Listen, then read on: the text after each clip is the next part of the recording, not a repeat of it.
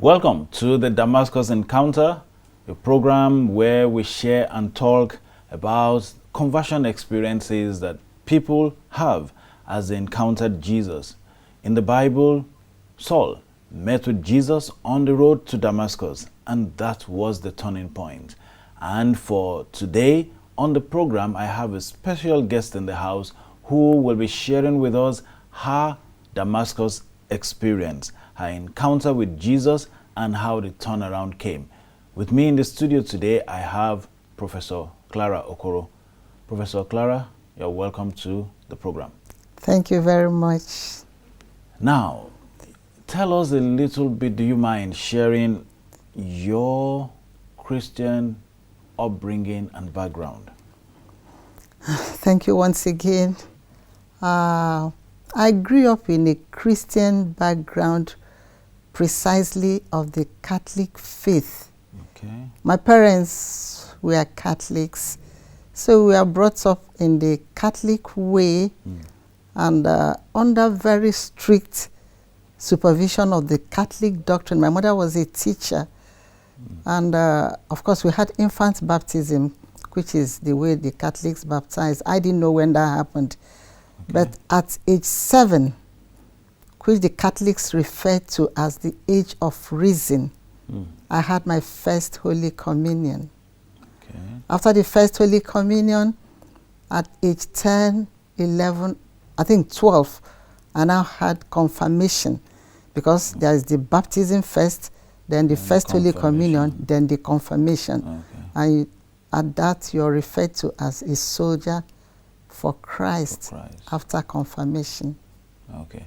So, and all of these in growing up, that experience, your Christian experience, was it a fun thing for you? Growing up, this young Catholic Christian, after your baptism, after your communion, and then the confirmation? Yeah, actually it was fun because there was nothing else to compare with. And as young Catholics that had been baptized, had your communion and confirmed, we were drafted into what they call block rosary. We assemble every evening to recite the 15 decades of the rosary, and we are taught the catechism, not to do this, not to do this, not to steal, pick up things that are not yours, and not to gossip, such morals. Okay. They taught us at that age, and we imbibed them.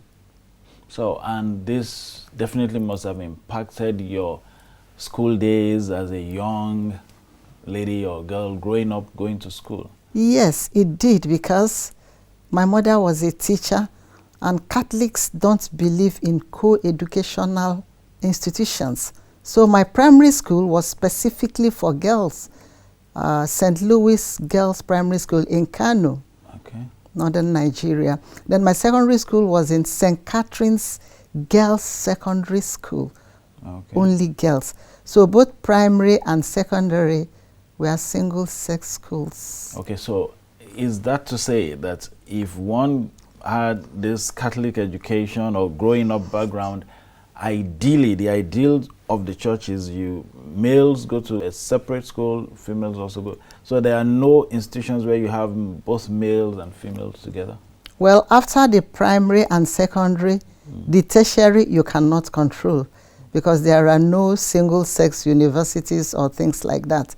So, but the belief of my mother then was that by the time you go through primary single-sex, secondary single-sex, you would have imbibed some morals that even if you go into a co-educational institution, you will not go by way of the world. The morals will still be there. Okay, so ideally, all of this is to prepare a young, growing up child in the way of God, and so that he or she does not depart from it. Is that right? Exactly. That was the objective.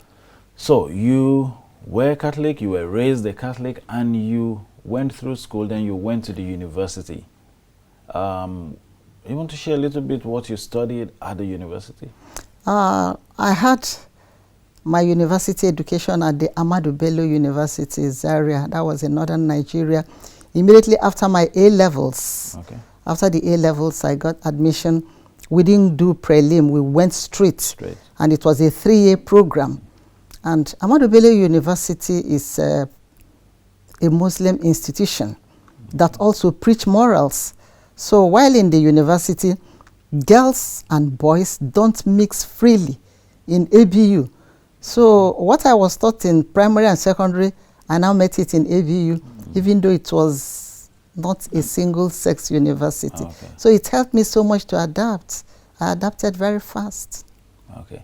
Now, so after all of this, do you want to share a little bit with us your first contact with Seventh-day Adventism? Because now you are Seventh-day Adventist. So how did that come about? It's a very long story. Even if we have a day, I'll not be able to. But when I finished from ABU, I was called up to do the National Youth Service Corps in Benue State. Okay. So it was, in fact, it was when I was in my final year in ABU, a young man came to Ahmadu Bello University in Zaria to do his housemanship. He studied medicine at Ibadan. Okay. And, you know, Igbos were not very much in ABU. So I don't know how he got to know that I'm in ABU. But incidentally, we are from the same town in the east. His parents were in Jos. I was in ABU. So when he learned that I was in ABU, he came looking for me. And we met. He said, do I know I'm your brother? I said, I didn't know. What's your name? By the time he mentioned his name, I knew their house in the village, very near our own country home. And that was how we met. And so he, I suppose, was Seventh-day Adventist. How did the issue of Adventism come in? Now, when we met, he was at the ABU Teaching Hospital for his housemanship while I was in the main university. In fact, I was in my final year.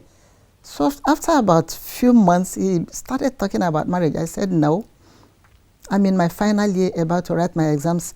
I will not want any distraction. This thing you are talking about marriage, just keep it on hold. Let me finish. He accepted. So by the time I finished and I was called up to do the NYSC, he came again. And I looked at him. I liked him. He was quiet and everything. But the religion was a problem because I knew that my parents will never have that. Their daughter, their first daughter, going to marry. In fact, we call them people that go to church on Saturdays. In our place, it was a stigma. So I told him that I wouldn't agree because my mother will kill me. And then, so I'm just after having, yes, he made the proposal, he asked you, and then this family thing was there, it was something you had to consider. So how eventually, because eventually you married him, am I right? Oh, sure. Yeah, so how did you then resolve that boundary, the family thing that meant so much to you, your mom's perception of him? Actually, when he made his proposal known, he gave me some, of course, I read library and information science. He gave me literature to read, all the Ellen G. White books and everything, messages to young people, Adventist home, patriarchs and prophets and the rest of them. And as I was reading, I knew that what I was reading was the fact. But I didn't own a Bible. You can imagine somebody doing NYSC. I didn't own a Bible because in the Catholic, we don't consider it necessary. Rather, we go to church with the Sunday Missal. In the Sunday Missal, all the 52 sermons for the year are written there. And it's only the Reverend Father that. So we just go to church with Missal, listen to the Reverend Father and his interpretation. I didn't own a Bible. My first Bible he gave me. And when he made it, I didn't know how to read it. Because what we used in school was Revised Standard Version. Because I did CRK. That Revised Standard Version was just to do the CRK exams in O levels. So he gave me the first Bible and honestly and shamefully taught me how to read the Bible. Okay. That's interesting. And reading the Bible definitely started, your eyes started opening. Yes. Am I right? Yes, and you know, because as a graduate, of course, I read the Bible and I read the Ellen White books it started making an impression in my mind. I was worried. My mind was agitated.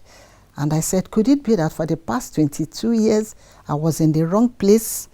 You know, I confronted my mother. She got angry and warned me that was why she didn't want me to marry these people that go to church on Saturdays. But, so you had mentioned, you'd spoken to her about him already? Yes, and my junior sisters, they love me so much. I begged them, so they helped me to work on my mom. Okay. My dad was well at home with my church because he loves me. I'm the first daughter. Oh. But my mom could have none of those.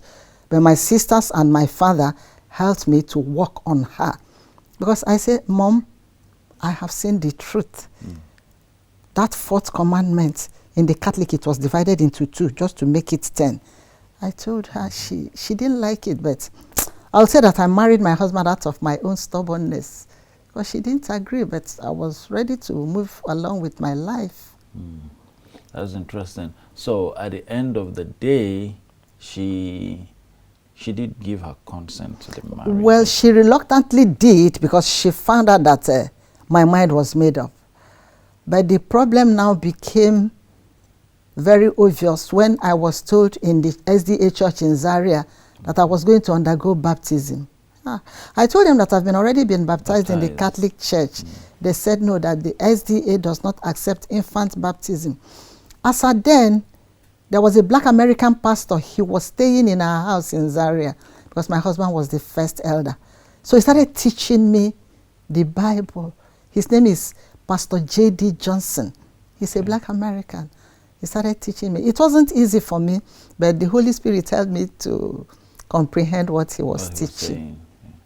And so you now saw the need for baptism. Yes. And you decided you were going to be baptized. Yes, and actually, and honestly too, what Pastor was teaching me, I just saw the baptism as a prerequisite for the wedding, because the wedding was to take place in 1 week coming. So after your baptism? After the baptism, yes. So, but I begged them that, please, if you people baptize me, will you change my name, that I will want to retain my name? They said I can retain my name. Okay. So I accepted to be baptized. And it was Pastor J.D. Johnson and Pastor Musa from Jos that baptized me. Interesting story it is, and we'll come back to talk some more on how Professor Clara's conversion experience transpired from after her baptism. We're back in a short while.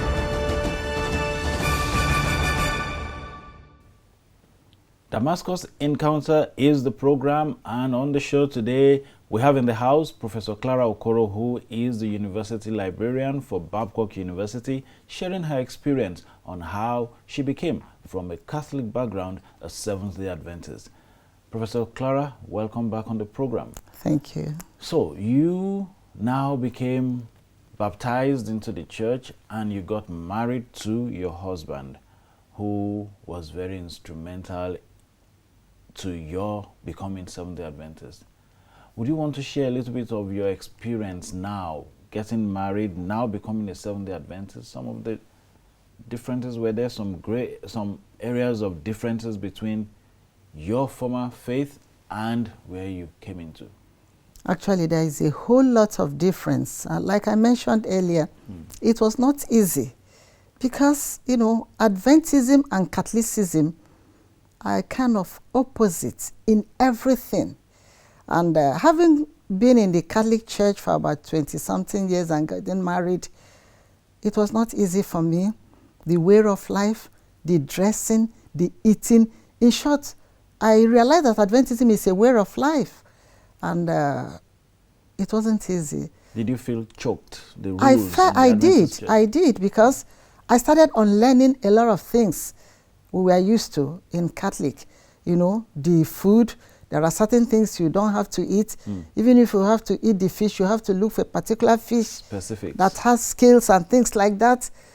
We don't have to drink alcoholic beverages, and but with the Holy Spirit, I adapted very fast. And I must give credit to my husband, Professor Okoro.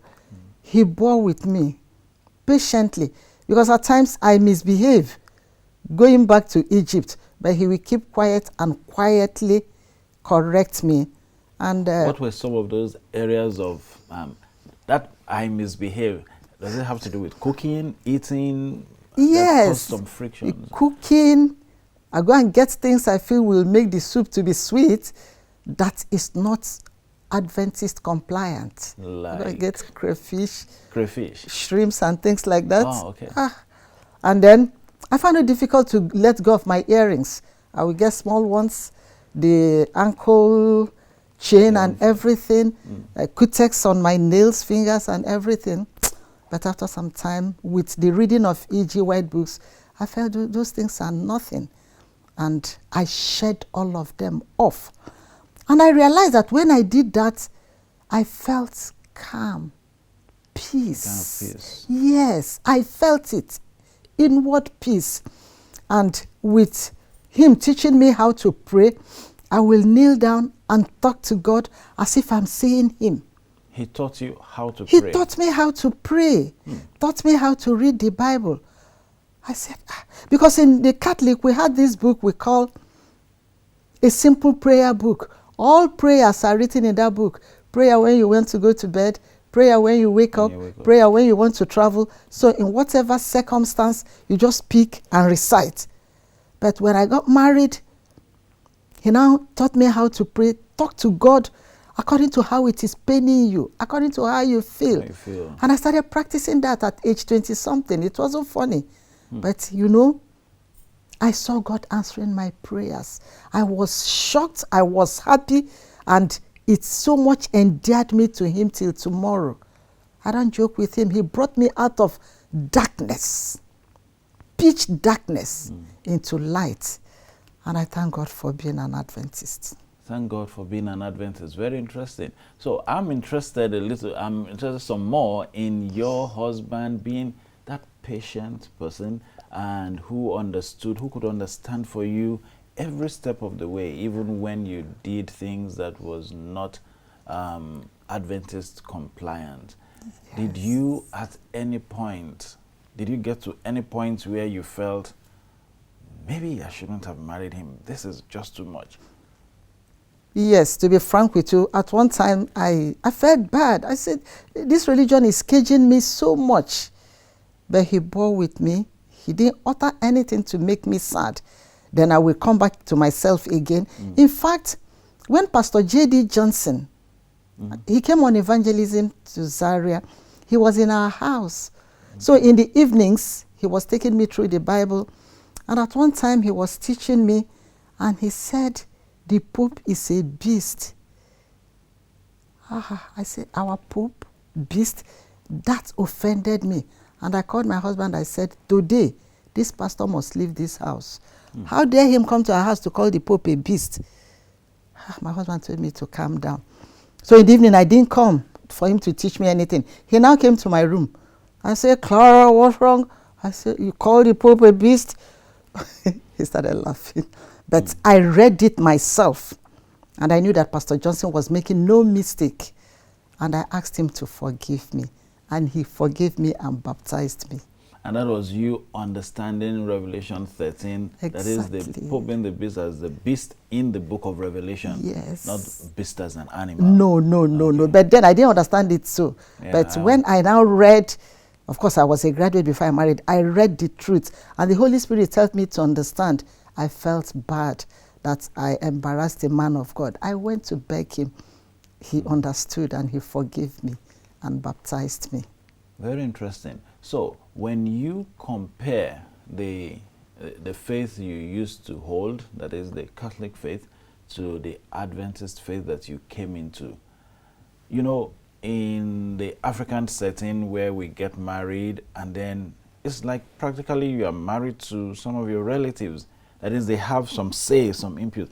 Those areas of differences, because we know in the Adventist church, people say, oh, he went and married a non-Adventist and stuff like that. So did you have that friction and how did you deal with it? Incidentally, my husband's family, they are all Adventists. Exactly. So I didn't have any problem. And they helped their brother to nurture me. But rather, where I was having problem is from my own family. Each time my first child, a girl, my mother now came to take care and to help me to take care. He brought needle. she will use to pierce the girl's ear. And I told her no. He said, what's wrong with that? Small. She brought the needle and the earring and the thread. I said, you're not going to pierce this girl's ear. She got angry. But I told her, the girl, yeah, it's your granddaughter, but it belongs more to the family of my husband. So she cooled down, but she didn't like it. And I enjoyed everything because I had peace of mind, honestly. And I saw my prayers being answered. Being answered. When I commit something that is not too good, I kneel down, I pray to God, and I feel some calm inside me that God has forgiven me and my prayer has been answered. Unlike when we go for confession, to confess to the priest, the next day you go back to commit the same thing. There was a world of difference. A world of difference. There was a world of difference. Now you had that communion or relationship with God himself, and you had to actually relate with God. Yes. That's very interesting, a very interesting story, and I want to believe that if you were to talk to young Adventist youths who are about to get married, because sometimes these days people say, I can't find anybody to marry in the church, so I need to go and maybe I have a friend from outside I want to get married, and then there's also the inside messages of don't get married outside of the church. What would you say to people who find themselves in those shoes? Exactly. In fact, when we were in Zaria, and also when we moved to Port Harcourt, I was in the communication. I was the communication director. And most times the singles will always call me to talk to them. And they feel that they come to church, they are in the choir, and the young boys are in the choir. Rather, they go out to get girls, say it's a means of evangelism. And they are in the choir getting old, and nobody is talking to them. And that if somebody comes from outside, that they will. I got worried myself because my husband went outside and got his own. Yeah. So, but I told them that just keep calm because you are in the right place. And if you pray hard without messing around, without looking back, the Lord whom we worship will answer you and lead you to the right man. But then most of them went and married some, became second wives to Anglicans, Catholics, and all kinds of people. That marriage did not last. But those that had patience, God brought their own bone of the bone and flesh of the flesh. And they are happy today. And I tell people, Adventism is the best in marriage. I am a living example. And I've also taught my children. I have only 4. One of them married a pastor. Of course, a non-Adventist will not come to my house. So they all married Adventists. So at the end of the day, patience is the name and the answer to yes. wanting to marry. Just wait on the Lord and he will exactly, find you. Because there is no way if you pray hard and believe in the Lord, he will lead you to a non-Adventist man or whatever. No, it's not the Lord that I worship. So patience is very important. It's just that the young ones are in a mad rush. Yeah, you get to that age and stage you want to get married and you just need it now or never. And 8 out of 10 of such marriages oftentimes end in disaster. So let's talk as we wind up on the program today. You have been married for how many years I've now? been married for 38 solid years. 38 and solid still years. counting. Amen. And that means 38 years of Adventism. 38 years of Adventism So and peace of mind. And peace of mind. Looking back, as you review the whole thing, would you trade places, or do you have any regrets coming into the Seventh-day Adventist Church? Regrets? In fact, I tell some of my friends that even if everybody on earth backslides, by God forbid, I, Clara, will never. Because I've tasted both sides. Oh yeah, I've tasted it and I've made my choice that will not be taken from me, even if the heavens are falling. That is interesting. And your husband, who played a very pivotal role in all of this, is so central to bringing you to Jesus, in quote, that is you becoming Seventh-day Adventist. Yes, and he's still doing very well in the church. Exactly. I tell people that the best thing that happened to me was the man I married. If I had remained in Catholicism, in fact, I would have died, because we were moving at a very fast rate, everything good and bad mixed together. But I thank God for my husband. Well, as a surgeon by training, I think calmness is one of the things they learn in the medical school. He now brought it into marriage. Brought it into marriage. Yes, and we are enjoying a very sweet family cohesion. That's interesting. Very sweet one. And I wish you a very sweet, many more years of sweet family cohesion. I wish you many more years of peace and joy in your Adventist journey as we travel on waiting for the coming of Jesus. Thank you very much. Thank you very much for coming on the program. And that will be it on today's edition of the program Damascus Encounter. We've had Professor Clara Okoro in the house, University Librarian for Babcock University, sharing her experience and letting us into her world as a Catholic and now becoming a Seventh-day Adventist. Until next time when we come your way with a fresh edition of the program, I want to thank you for being a part of the show today and say God bless you.